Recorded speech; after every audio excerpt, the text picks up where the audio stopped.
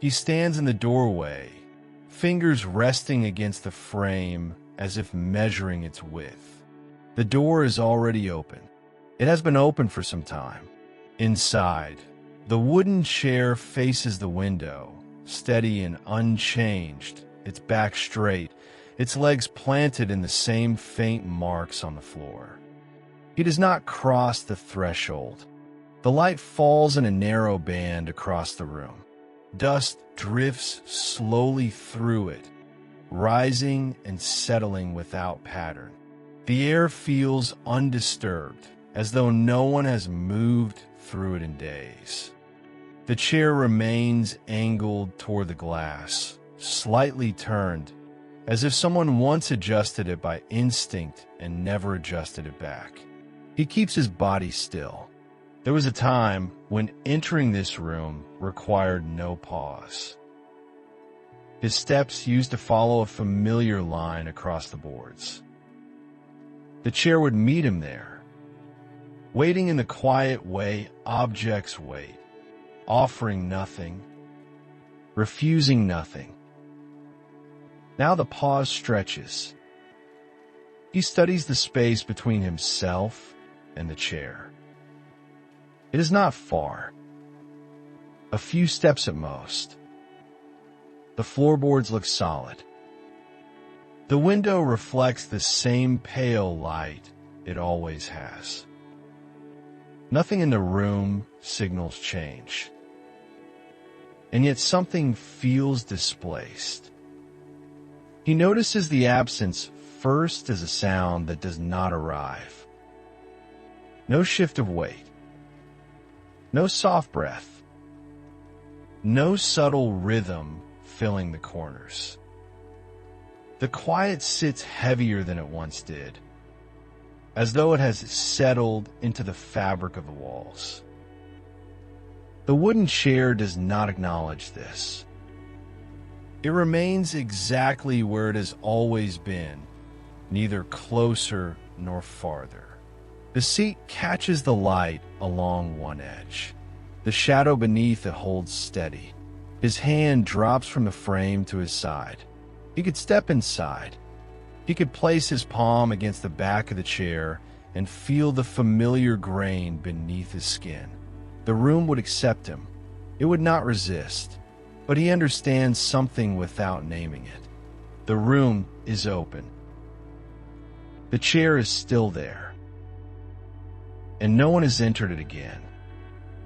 He begins to close the door halfway now. Not fully. Just enough to narrow the opening. Just enough so the wooden chair is no longer visible from where he usually stands. It becomes a quiet routine. He passes the doorway. He slows without meaning to. His hand reaches toward the edge of the door, then hesitates, then pushes it inward a few inches more. The motion is small, careful, as if too much movement might disturb something delicate inside. The wooden chair remains in its place. He knows this without looking. Days move forward in measured repetition. He does not enter the room. He does not rearrange anything. Dust continues to gather along the legs of the chair. Light continues to cross the seat in the same narrow pattern before fading.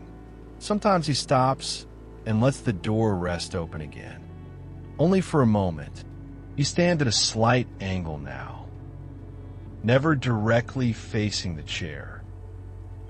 He allows his eyes to glance past it instead of toward it. The room feels wider when he avoids looking at the center. The absence inside has settled into something stable. He notices how the quiet no longer surprises him. It no longer presses sharply against his chest. It stretches evenly, like a fabric pulled tight and secured. He adjusts to it. Once, he almost stepped inside. His foot shifted forward, weight leaning just slightly beyond the threshold. The air inside felt cooler against his skin. For a brief second, the distance between him and the wooden chair felt smaller. Then he stepped back. Not abruptly, not in fear, just a slow correction, as if remembering something important at the last possible moment. The door remains half closed more often now. The wooden chair stays angled toward the window. Nothing in the room changes, but he moves differently around it, as though the space has redrawn its boundaries without asking. The door is open again, wider than before. He does not remember when he stopped keeping it half closed. The change must have happened quietly. One day the door rested against the wall, and he simply left it there. The wooden chair is fully visible now. It faces the window the way it always has. The light reaches it without obstruction. The floor around it is clear. Nothing blocks the path between the doorway and the seat. He stands there longer these days. Not with hesitation. Not exactly. There's a steadiness in the way he looks at the chair now, as if he is measuring something that no longer needs to be protected from sight. His eyes trace the curve of the backrest, the edge of the seat, the shadow beneath the legs. The room feels settled. It is not emptier than before. It is simply finished. He steps inside once. Only 2 steps. Enough for the floorboards to answer beneath his weight. The sound is softer than he expects. The air does not resist him. It holds the same faint stillness. He stops a few feet from the chair. Up close, the wood looks unchanged.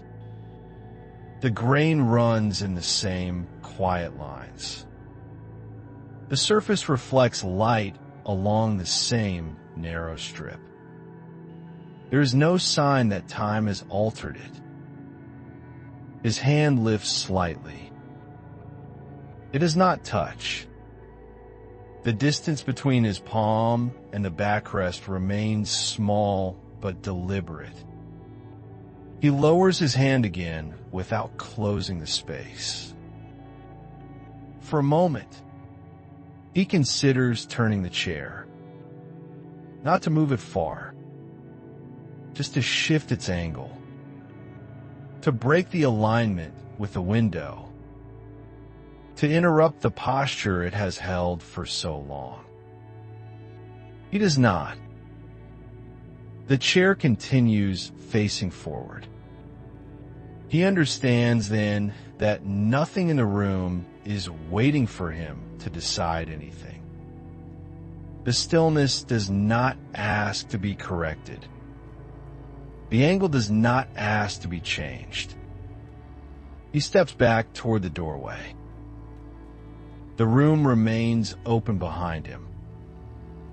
The wooden chair remains exactly where it has always been. And something inside him stops expecting it to be otherwise. He no longer pauses when he walks past the doorway. The door stays open now. Not wide. Not closed. Just resting in a neutral position, as if it has settled into its own decision. The wooden chair remains facing the window. He notices it less with his eyes and more with the edges of his awareness. It becomes part of the background, like the line where the wall meets the floor. Present, undisturbed. No longer something he needs to measure. The room carries the same stillness, but it does not press against him anymore. He understands the shape of the space without entering it. He knows where the light falls in the morning. He knows how the shadow under the chair lengthens and shortens. He knows the distance from the doorway to the seat without counting the steps. He does not test it again. There is no urge to stand close. No urge to turn the chair. No urge to correct its angle or close the door. The air inside the room feels complete without him. And he allows that. Sometimes he stops briefly in the hallway, not to look in, not to remember, just to stand still for a second before continuing on. The pause is lighter now. It no longer carries weight. The wooden chair does not shift. It keeps its position by the window, aligned with a view he does not study anymore. He moves through the rest of the house with a steadier rhythm. His steps no longer slow at the threshold. The room remains as it is, and he no longer waits for it to become what it was. Some moments are not missed by choice. They pass because there is no time left. Most people realize it much later. If you have ever looked back at a place you cannot return to, this feeling may be familiar.